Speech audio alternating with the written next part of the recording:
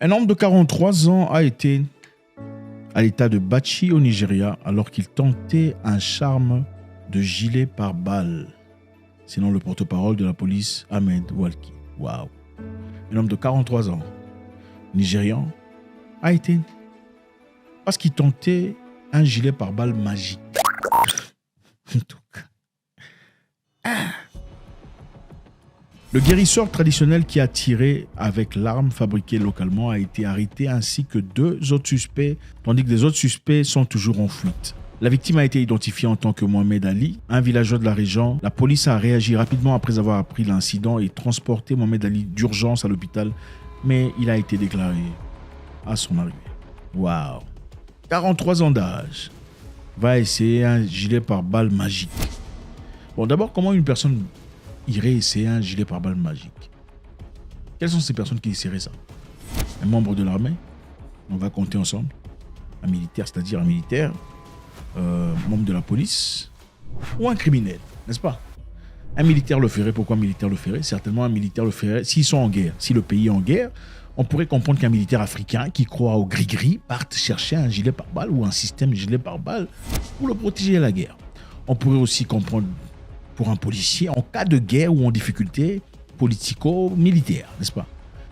Et un civil, certainement voyou, bandit, brigand, cambrioleur, n'est-ce pas?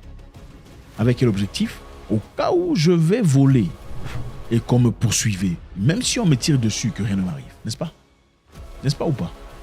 Pourquoi un civil normal, docteur, il est acheté ou essayer un gilet pare-balles magique et essayer avec un fusil comme ça? Pourquoi un ingénieur le ferait? Absolument pas, il n'y a pas de raison pour lesquelles une personne normale le ferait, n'est-ce pas? Le superintendant Walki a mis en garde le public contre la participation involontaire à des expériences aussi dangereuses. Les enquêtes sont en cours et les suspects sont inculpés devant le tribunal une fois le processus terminé. Incroyable, les amis. Les charmes pare-balles dotés des prétendues propriétés magiques sont couramment utilisés au Nigeria et de nombreuses personnes demandent l'aide des guérisseurs traditionnels pour diverses préoccupations. Cependant, il y a eu de nombreux cas de résultant des tests de ces charmes. Bon, comment ça se passe? Généralement, quand on va chercher ce genre de charme, ce genre de gris-gris, on fait les incantations et tout le bazar, on vous verse l'eau, et puis après avoir versé l'eau, on te met devant là comme ça, il faut tester, non? Il y a plusieurs sortes de charmes de gilet pare-balles. Il y a gilet pare-balles, ça coule comme de l'eau. Il y a aussi autre chose qui t'empêche de recevoir des coups de couteau. Donc, si on va te poignarder, ça ne va pas entrer dans la peau. N'est-ce pas? Beaucoup de personnes croient en ces histoires. Il y en a qui n'en croient pas du tout. Il y a aussi ceux qui sont au milieu, qui sont agnostiques. Maintenant, une personne qui va faire des tests de gilet pare-balles, l'intention c'était quoi? Gilet pare-balles magique. C'était un brigand. Il voulait aller voler, n'est-ce pas? Il voulait aller cambrioler quelque part. Alors il se préparait. Et pendant qu'il s'est préparé, malheureusement, le traditionnel chef a essayé. Le monsieur est parti, laissant derrière lui certainement des enfants, une femme. C'est triste. Et la question se pose ici, comment est-ce que les gens parviennent à faire des choses pareilles? Comment est-ce qu'un humain peut arriver au point de réfléchir de la sorte afin de pouvoir tester des gilets pare-balles magiques? C'est la fin. La corruption, le manque d'emploi, le manque d'opportunités pour un pays aussi grand que le Nigeria. C'est bien triste de voir le Nigeria, un pays bourré de pétrole, un pays truffé de lithium. D'ailleurs, Elon Musk a fait un voyage récemment pour aller y négocier un deal concernant le lithium, dans le but de produire pour Tesla. Vous savez, le lithium est très nécessaire dans la production de voitures électriques. Et au Nigeria, on a demandé à Elon de construire une plante de production sur place au Nigeria. Mais lui, il a dit non, je ne le ferai pas. On a dit non, il faut construire ici l'usine. Comme ça permettra aux Nigérians aussi d'en profiter, d'acquérir la connaissance, pas seulement la connaissance, aussi d'être payé, aussi payer les taxes, de changer la culture de la communauté, d'apporter un plus à la communauté. Elon n'a pas voulu. Il veut le brut pour emmener chez lui. Le Nigeria aussi a dit niet, tu n'auras pas notre histoire. Un pays aussi riche, portant des gens aussi critiqués aujourd'hui. Vous savez, nulle part vous partirez en Afrique où vous entendrez les gens dire du bien des Nigériens. Il n'y a pas. C'est négatif partout. Vous partez au Kenya, personne n'en veut. crimes, ils sont impliqués dans des choses négatives. Ah oui, il faut le dire. Autant il y a des bons Nigérians, il y a une grande majorité de ceux qui vont à l'extérieur font des choses abominables. En Angleterre, ils ne peuvent pas avoir de visa. À Dubaï, ils ne peuvent plus partir. Dans beaucoup de pays, on ne veut plus d'eux du tout. Pourquoi? Parce que, évidemment, au Nigeria, la corruption, c'est le paroxysme de l'existence. Les gris-gris.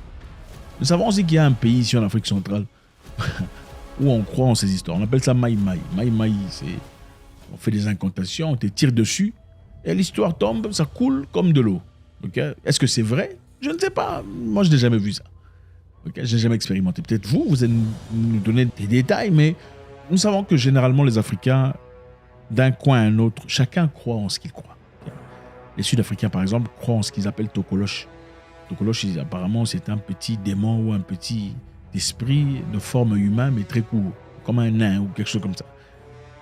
Les Sud-Africains sont généralement des gens très forts sur le plan mental. Ils sont agressifs des fois. Mais quand tu parles des Tokolosh, tu verras, son visage change, il devient comme un enfant. Oh non, non, il ne faut pas parler de ça. C'est ça. C'est ça les Africains. Mais moi, je me dis, si les gris-gris là étaient vrais, pourquoi les Africains n'ont pas chassé les colons avec leurs gris-gris? Pourquoi ils n'ont pas pu chasser les colons, les colonisateurs? Pourquoi ils n'ont pas pu chasser les gens pendant l'esclavage? Les gris-gris là, ça marche seulement entre Africains. Moi, ça me dépasse. L'homme blanc fait ses gris-gris, il crée l'avion. L'avion vole, vous quittez de Singapour, vous allez jusqu'à Kuala Lumpur. L'homme blanc crée son gris-gris, vous me voyez là comme ça. N'est-ce pas? Vous êtes, je ne sais pas, à Yatolema, vous me voyez en direct. L'homme blanc crée son gris-gris, vous avez ça. Vous me parlez par le téléphone, vous pouvez parler à un ami qui est très loin. Vous, les gris-gris, c'est seulement gilet pare-balles.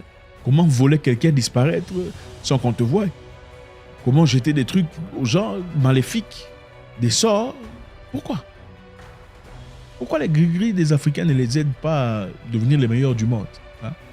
Pourquoi les gris-gris des Africains ne les permettent pas de pouvoir guider le monde, être à la tête de tout le monde? Si vous avez des gris-gris pour le vrai et que ça fonctionne, parce que je sais qu'il y a des gens... Moi, je ne crois pas en ces histoires. Mais je sais qu'il y a des gens qui sont des fervents serveurs, croyants en ces histoires. Oh, on peut te jeter un truc bon, d'accord, mais pourquoi on ne peut pas faire des trucs bien? C'est seulement des trucs mauvais. Quand on réussit la vie, c'est pas gris-gris. Mais quand on échoue, il y a des successions d'échecs, là, c'est gris-gris. Pourquoi? Pourquoi on ne jette pas les gris-gris sur le président, qui sont méchants, paupérisateurs, voleurs, pour que l'Afrique soit libérée pour de bon? Ça me dépasse. Un monsieur de 43 ans, certainement en difficulté commerciale, difficulté de vie, en manque d'argent et de possibilités, obligé d'aller faire des gris-gris pour se protéger. Certainement, il avait un plan. Okay, certainement, le plan était constitué d'aller cambrioler une banque ou voler un truc. Vous savez, le Nigeria, c'est pas facile. Hein? C'est un pays très compliqué. Les kidnappings, tout ça, c'est un pays malade. Avec, je sais pas combien, 180 millions de personnes déjà. C'est la cata. On a besoin de gris-gris pour se protéger. Ce n'est pas pour faire la fête qu'on fait des... C'est une vie partie. Maintenant, même les gris-gris, là, les féticheurs, on ne les voit plus. Les féticheurs ont disparu. Hein. Vous avez remarqué que les féticheurs ont disparu? Moi, je me souviens quand on était jeunes, certains de mes amis partaient voir un féticheur pour qu'ils deviennent forts. Parce que vous voyez, les garçons, la compétition était très forte. Qui doit être plus fort que les autres, tout le bazar. Il y avait des gens que je connaissais qui partaient chercher des féticheurs pour devenir plus forts. Okay? Où sont ces féticheurs aujourd'hui? Ils ne sont plus là. Ces féticheurs ne sont plus là. Ils sont tous devenus des pasteurs dans les églises. C'est ça. C'est pourquoi vous voyez des bêtises dans des églises, ça vous choque. Vous voyez des gens pasteurs, oh pasteur tel, apôtre tel, prophète tel. Lisez leurs commentaires quand ils sont frustrés sur Internet. Si vous voulez connaître un vrai pasteur, lisez ses commentaires quand il est frustré, quand il est énervé, quand il n'est pas d'accord sur un sujet, sur Internet. Les pasteurs africains. Ils ne sont pas pasteurs. La majorité sont des gens, des gris-gris, des tradis, machin, histoire, qui aujourd'hui ont compris que bon, la population a changé de mentalité, changé de camp. Pour continuer à faire de l'argent, il faut aller ouvrir une église. Voilà pourquoi il y a des bêtises. C'est ça. On vous demande de chasser les membres de vos familles. Il y a des... Ouais. Je suis très curieux de savoir, est-ce que vous croyez en ces histoires? Est-ce que vous pensez qu'une personne peut faire des gris-gris pour pas que les balles entrent? On a entendu plein d'histoires. Depuis les années 60, chez les Maji-Maji, au Kenya, en Tanzanie, chez les Maï-Maï, chez les Congolais zaïrois de Kinshasa, on a entendu plein d'histoires. On a beaucoup d'histoires. Les Ngilima, beaucoup d'histoires prétextant qu'une personne pourrait faire quelque chose et cela empêcherait à ce qu'il y ait une balle qui entre dans sa main. Est-ce que vous y croyez? Si vous y croyez, quels sont les éléments positifs que ces gris-gris ont effectués à l'Afrique aujourd'hui? Si vous y croyez, pourquoi ces gris-gris ne font pas tomber les présidents voleurs, paupérisateurs, tueurs? Si vous y croyez, pourquoi il n'y a pas une personne gris-griteux qui est comme Bill Gates aujourd'hui qui aurait pu sortir son histoire pour nous protéger contre l'histoire là? Belle question. Merci infiniment les amis, c'est toujours beaucoup de plaisir. Pauvre monsieur, 43 ans d'âge, parti pour de bon, pour avoir voulu faire un truc là, gilet pare-balles, certainement pour aller cambrioler quelque chose. C'est ça la misère. La misère, c'est pas bien. Si vous êtes dans un pays où ça va pas, la mentalité n'est pas bonne, les gens ne vous apprécient pas votre juste valeur, allez ailleurs. Là, on va vous apprécier. Là, vous allez progresser. L'objectif de la vie, ce n'est pas de vivre dans un pays où vous êtes né et y grandir et y mourir. L'objectif de la vie, c'est de vivre heureux et en paix sur Terre pendant votre temps. C'est tout. Peu importe la situation de la localisation. Regardez les Indiens. Ils viennent en Afrique, ils développent, ils avancent. Même les Libanais. Ils développent et avancent. Ils vont chez eux un peu, ils rentrent. Ils ne vont plus jamais. Vous pensez que ces gens-là vont rentrer chez eux? Ils ne rentreront jamais. Leur paradis, ils ont trouvé ça en Afrique. Vous cherchez à partir. God bless.